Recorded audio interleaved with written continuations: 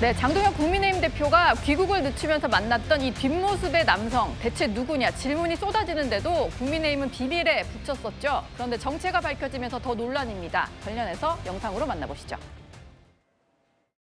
라운지에서 대기하고 있었던 순간에 국무부로부터 메일을 받았고 저만 남아서 국무부의 일정을 소화하는 것으로 하고 당에서 이제 공개한 사진 중에 국무부 차관보 면담이라는 그 워딩이 들어간 사진이 있거든요.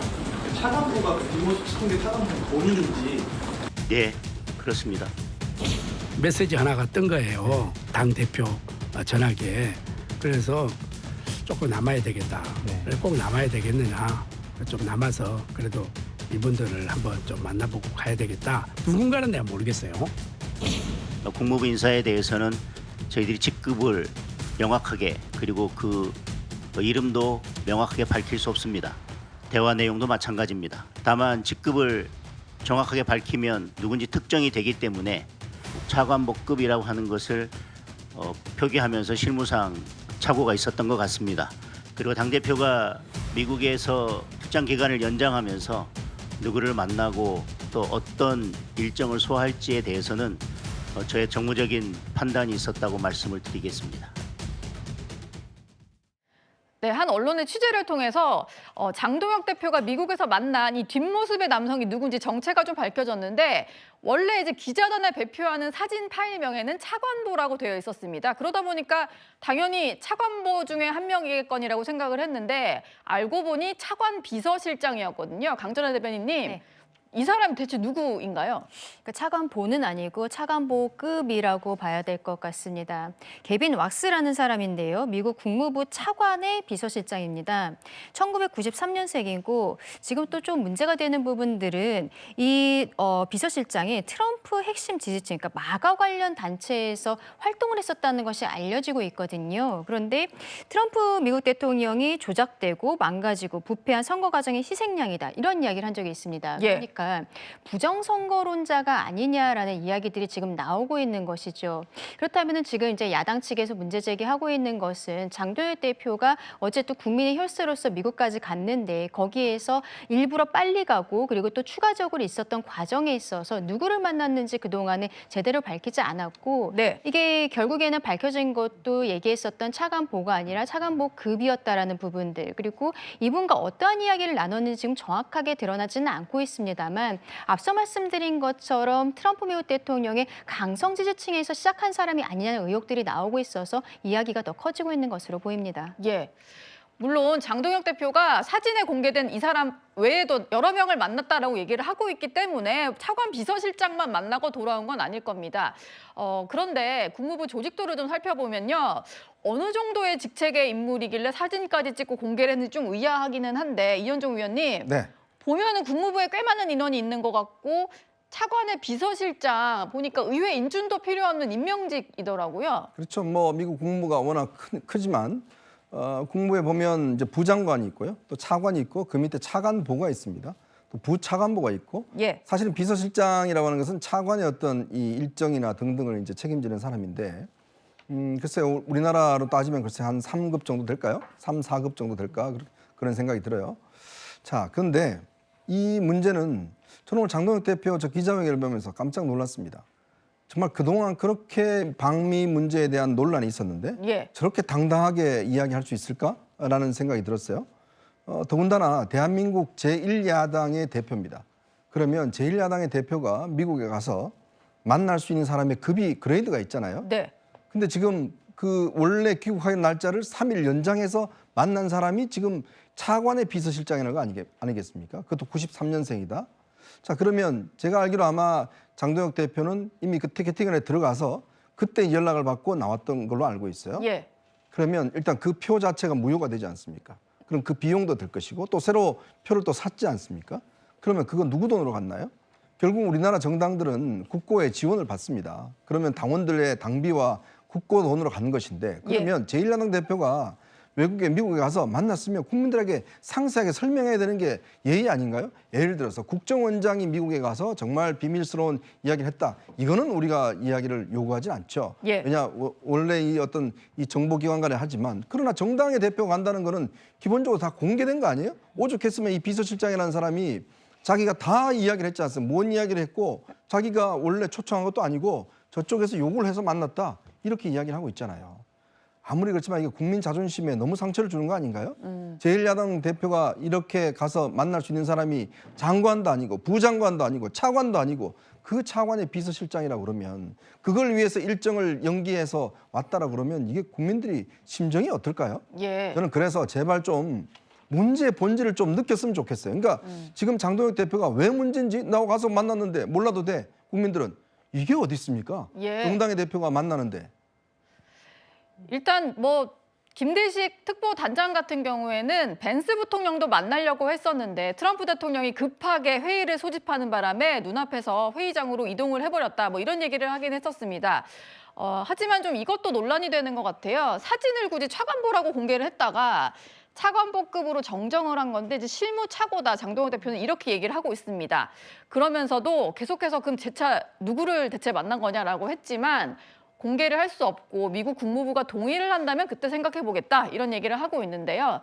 박준태 국민의힘 당대표 비서실장 같은 경우에는 개빈 왁스 미 국무부 공공외교 차관 비서실장에 대해서 이렇게 설명을 덧붙였습니다. 첫 번째 면담을 했을 때 차관보급 인사로부터 현안 브리핑을 받고 깊은 대화들이 이어졌던 것으로 확인되고 있습니다. 두 번째 국무부 일정에서 보도에서 추정하는 인물을 차관보급 인사를 만났고 그것을 JTBC 보도에서 추정하고 있는 것입니다. 국무부는 2명 다 정보 공개를 보완으로 요청을 했습니다. 첫 번째 만난 인사는 대화를 나눈 내용과 밀도가 조금 차이가 있습니다. 저희는 해당 인물에게 공개를 할 수 있는지 문의를 한 상태고요. 미 국무부 측에서 그런 답변을 한다면 공개할 용의가 있습니다. 그런데 한 가지 궁금한 게요. 한국 취재진이 국무부에 문의를 했더니 누군지를 알려준 거거든요. 그리고 어떤 대화를 나눴는지조차도 알려줬습니다.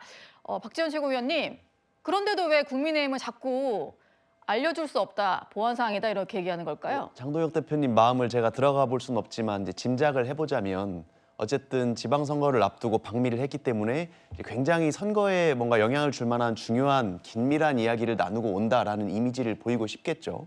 그래서 사실은 지금 정동영 통일부 장관의 발언 때문에 뭐 미국 측의 정보 공유가 제한됐다 이런 것들도 부각시키면서 현 정부는 한미 관계에 상당한 균열이 있지만 나는 밖에 공개하지도 못할 만큼 은밀한 얘기를 트럼프 행정부의 깊숙한 내각과 실무진과 하고 있다라는 이미지를 보여주고 싶어하는 것 같아요. 그래서 그것이 이제 차관보급 인사, 차관의 비서실장에 불과하다라는 이런 부분은 사실 밝혀지고 싶지 않아 하는 것 같고.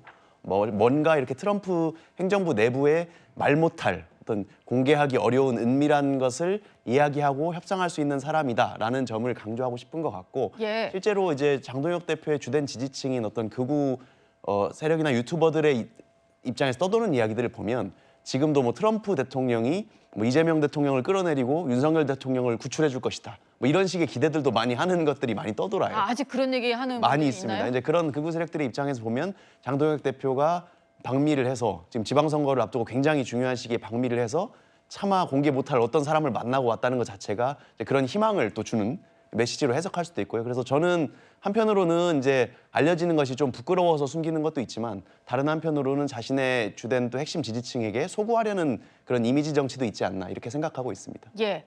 뭐 장동혁 대표가 미국에서 만난 인사로부터 미국 정부가 우리 정부에 대해서 어떻게 생각하는지 듣고 왔다는 얘기가 있기는 합니다. 잠시 뒤에 한번 짚어보도록 하겠고요.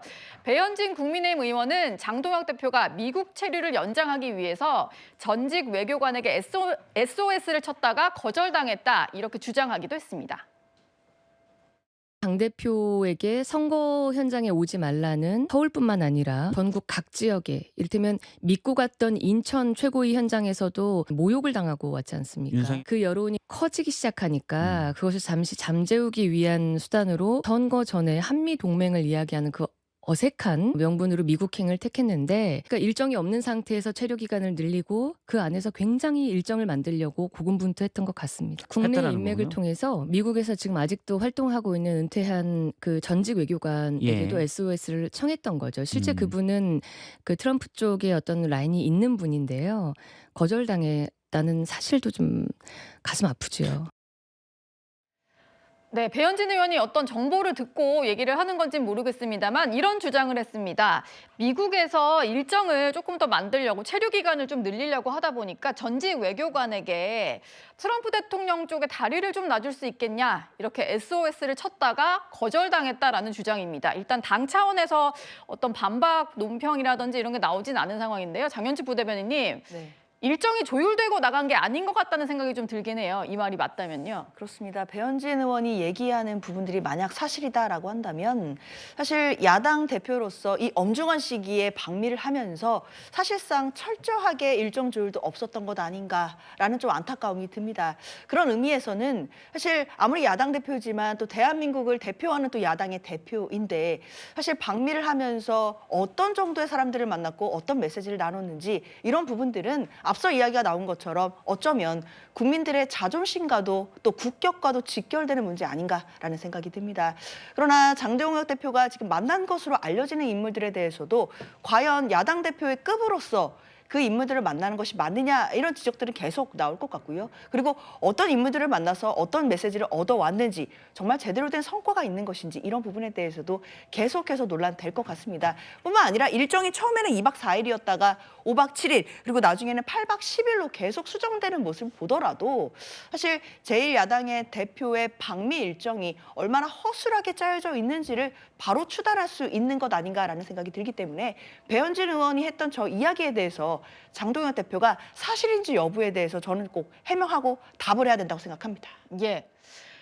최근에는 장동혁 대표를 조금 옹호하는 발언도 하기도 했고 장 대표를 비판하는 사람들을 오히려 역으로 공격을 하고 있는 홍준표 전 시장인데요. 2017년에 자유한국당 대표 시절에 미국을 야당 대표로서 찾은 적이 있었습니다. 그런데 이런 얘기를 했습니다. 장 대표의 방미가 왠지 워싱턴 로비스트에게 좀 당했다는 생각이 든다. 뭔가 일정을 잘 짜줄 줄 알고 의뢰를 했는데 조금 당한 거 아니냐 이런 얘기를 했어요. 강전하 대변인님. 네.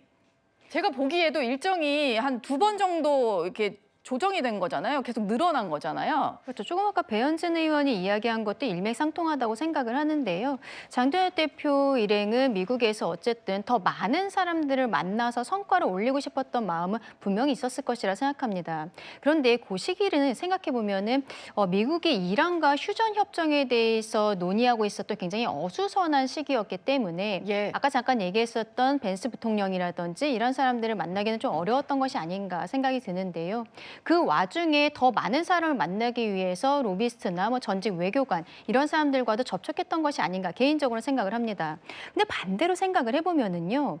이렇게 어수선한 시기에 왜 지금 야당 대표가 지방선거를 앞두고 출국을 한 것인가. 그것도 기간을 당기기도 하고 미루기도 하면서 더 오랜 시간을 미국에 있었던 거잖아요. 그리고 다녀와서 기자회견을 했습니다만 이렇다 할 성과를 국민들께 보여드리지 못했기 때문에 이 부분에 있어서 당원들을 넘어선 국민들께서 저희 국민의힘에게 다시 한번 실망을 갖고 계신 것이 아닌가라는 생각이 듭니다. 네. 어쨌든 장동혁 대표 입장에서는 이번 사안에 대해서는 본인이 조금 더 책임감 있게 국민들께 말씀드리는 시간이 분명히 필요하다. 그렇게 생각합니다. 예. 방미 논란은 계속해서 좀 이어지고 있는 상황 같습니다. 장동혁 대표는 당 일각으로부터 사퇴 요구도 받고 있습니다. 오늘 오전에는 고민해보겠다고 말을 했었는데요. 3시간 뒤에 사퇴는 없다고 못 박았습니다. 지지율과 관련해서 제 거취 내지는 사퇴에 대한 이야기들이 있는데 오늘로써 지방선거가 40일 남았습니다. 지방선거 40일을 앞둔 시점에 당대표에서 물러나는 것이 당대표로서의 책임을 진정 다하는 것인지 그리고 그것이 진정 지방선거 승리에 도움이 되는 것인지 여러 고민을 하겠습니다. 이제까지의 장동혁 대표의 그 입장과 태도에 비추어 보면 사퇴할 수도 있겠다라는 본인의 어떤 의지를 비친 것 같아서 대단히 전향적인 입장이었다라고 저는 아까 보면서 생각을 했고요. 이선 후퇴든 사퇴든 아까 사퇴라고 본인이 얘기하셨죠. 그래서 결단할 수도 있다라는 의지를 처음으로 보여준 거라고 생각합니다. 지금이라도 지도자답게 당의 가장답게 정리를 해주려는 책임감이 필요하다고 생각합니다.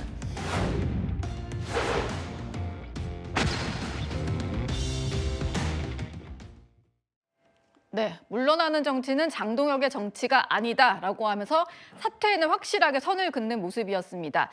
장 대표 사퇴를 둘러싼 얘기는 잠시 뒤에 좀 짚어보도록 하고요. 속보가 들어와서 이것부터 좀 짚어봐야 될 것 같습니다. 조금 전에 저희가 들었던 장동혁 대표와 배현진 의원 사사건건 공천 과정에서도 지금도 계속 맞부딪히고 있는 두 사람인데 장동혁 대표가 어제 해당 행위를 할 경우에 후보자라도 교체할 수 있다라고 얘기를 했지요. 그 다음 날인 오늘 배현진 의원이 윤리위에 제소가 됐다고 합니다. 배현진 의원 측은 제소 이유가 허위 사실이거나 황당한 내용이라고 하는데 어떤 내용으로 제소가 좀 됐는지 짚어보면요.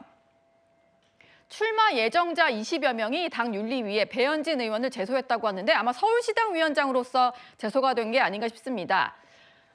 배현진 의원이 장 대표의 모든 선택들을 최악의 해당 행위라고 말을 하고 다녔다. 이런 이유로 제소를 했다고 하고요. 또 장동혁 대표에 대한 비난과 조롱을 멈추지 않고 있다. 당원 등 지방선거 투표 참여 의지를 상실하게 하는 행위다. 이런 이유로 윤리위에 제소를 했다고 합니다. 이현종 위원님, 네. 배현진 의원이 장동혁 대표를 비판하고 다니면서 선거를 망치고 있다. 이런 이유로 제소가 된 거네요. 그러면 국민의힘에서 윤리위에 안 넘어갈 사람이 없을 것 같은데요. 저런 기준이라고 그러면 장동혁 대표가 잘하는 게 하나 있습니다.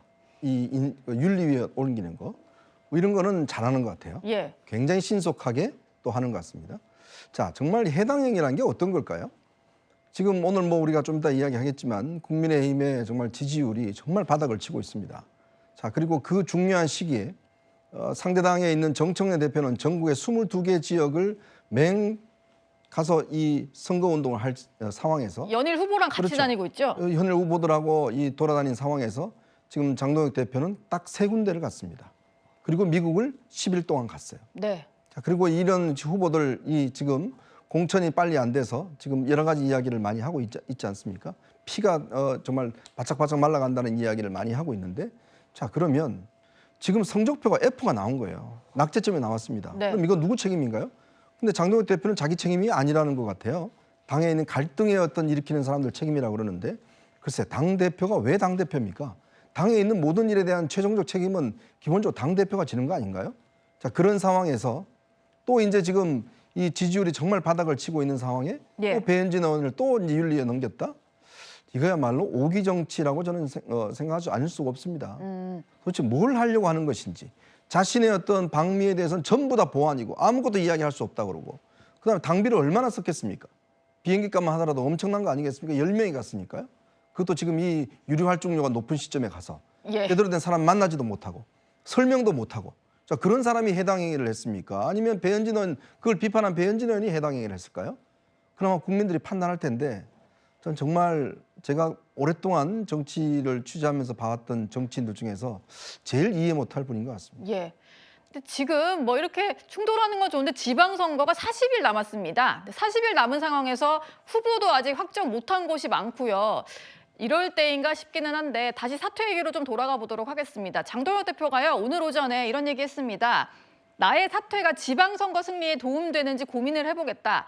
근데 뭐 그러면서도 이제 사실상 이게 사퇴 의사를 거부한 거라는 해석이 나오긴 했었는데요. 배현진 의원이 잠시 뒤에 이제 기자회견하는 과정에서 사퇴 의지를 비친 것 같아서 전향적인 입장으로 평가를 한다. 마치 좀 사퇴를 해줬으면 하는 식으로 말을 했더니 다시 글을 올려서 물러나는 것은 장동혁의 정치가 아니다. 지방선거 이후에 평가를 받겠다. 3시간 만에 사퇴 의사를 이제 아예 사퇴하지 않겠다. 이렇게 못을 박은 겁니다. 박지원 최고위원님. 네.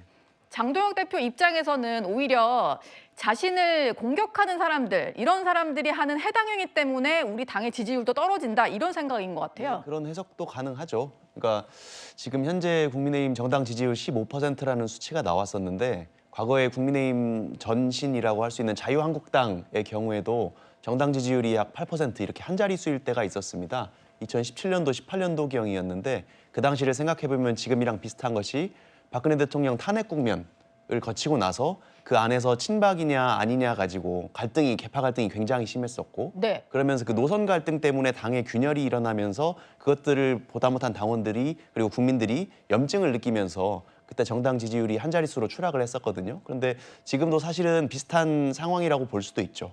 그때의 데자뷰라고 볼 수 있는 것이 어쨌든 윤석열 대통령이 탄핵을 당한 이후에 찬탄파와 반탄파의 노선 갈등이 계속되고 있고 그것이 당의 지선 승리라는 하나의 목표를 위해서 지금 봉합이 되질 않고 계속해서 이렇게 투쟁 과정이 노출이 되다 보니까 그것에 실망감을 느낀 당원들과 국민들께서 좀 피로감을 호소하시는 것이 지지율에 나타난다라고 보았을 때는 장동혁 대표 입장에서도 이른 나를 중심으로 똘똘 뭉쳐도 모자랄 판에 왜 따라와주지 않느냐라고 서운함을 토로할 수 있는 것이고 네. 반대하는 입장에서는 당연히 본인이 잘하셔야 된다라고 할 수 있는 것이고 근데 부부싸움이라는 게 다 상대방이 잘못했다고 이야기하지만 결국은 대체로 보면 양쪽에 다 조금씩은 귀책 사유가 있는 것처럼 예. 제가 보기에는 양쪽 다 귀책 사유에서 자유롭진 못한 것 같고요.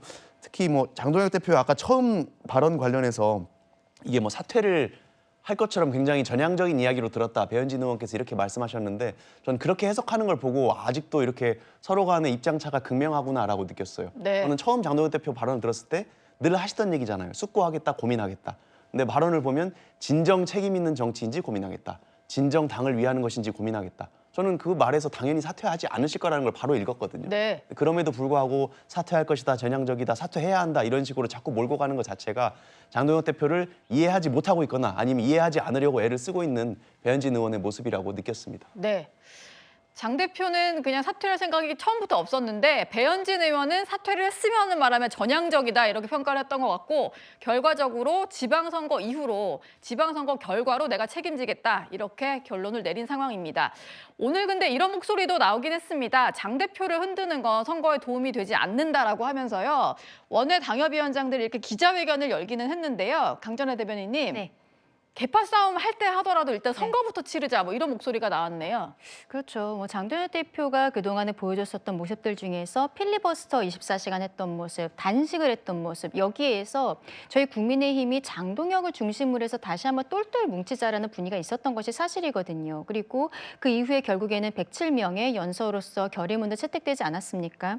근데 지금 저희가 조금 아까 여론조사 그래프도 봤습니다만 최저를 찍고 있는 데는 장동혁 대표의 책임도 저는 좀 크다라고 개인적으로 생각을 합니다. 네. 특히 앞서 말씀드린 본인이 구심점으로 될 수 있었던 분위기에서 이번 방미의 성과가 없었던 부분들 이런 것들이 국민들에게 오히려 더 큰 실망감을 줬던 것이 아닌가라는 생각이 들거든요.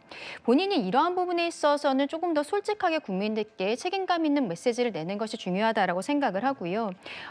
장동혁 대표 입장에서는 지금 여러 오세훈 시장이라든지 후보들이 본인이 오지 않아주기를 바란다는 것도 알고 있는 것으로 보입니다. 그렇기 네. 때문에 숙고하겠다, 고민하겠다는 이야기도 하고 있는 것으로 보이는데 그렇다면 빨리 선대위를 띄우는 것도 방법이 아닌가라고 생각합니다. 다만 지금 당에서 돌아가고 있는 상황은 가장 잘하는 사람은 플레이어로 뛰고 있는 후보들이라고 생각을 하거든요. 근데 후보들이 각자 자체적인 선대위를 꾸리겠다고 하는 거죠. 원래 시당, 도당에서는 중앙당 이외에 선대위를 꾸리긴 합니다만 네. 지금 하고 싶은 얘기는 장동혁 대표가 임명하려는 새로운 선대위도 희망이 없다라고 이미 여기에 절교 선언을 한 것이 아닌가라고 생각합니다. 네. 이 부분은 장 대표와 지도부가 조금 더 숙고해야 되는 부분이라고 생각합니다. 예. 강대강으로 대치하기만 할 상황은 아닌 것 같은데요. 일단 장 대표가 사퇴에 확실하게 선을 그으면서 지방선거 후보로 뛰고 있는 오세훈 시장 그리고 박형준 시장 후보는 이런 입장을 냈습니다. 현장에서 뛰는 광역 기초, 장 후보, 의원 후보들은 솔직한 심정이 장동혁 대표가 좀 눈에 덜 띄었으면 좋겠다. 그게 도와주는 거다. 이런 입장들은 분명히 있습니다. 거기다가 지금 창당 이래 가장 낮은 지지율이 나왔기 때문에 이 정도 됐다면 대표께서 좀 책임감을 느끼시고 활동 반경을 좀 줄여주시는 게 오히려 이 선거를 치르는데 도움이 된다는 생각이 들고요.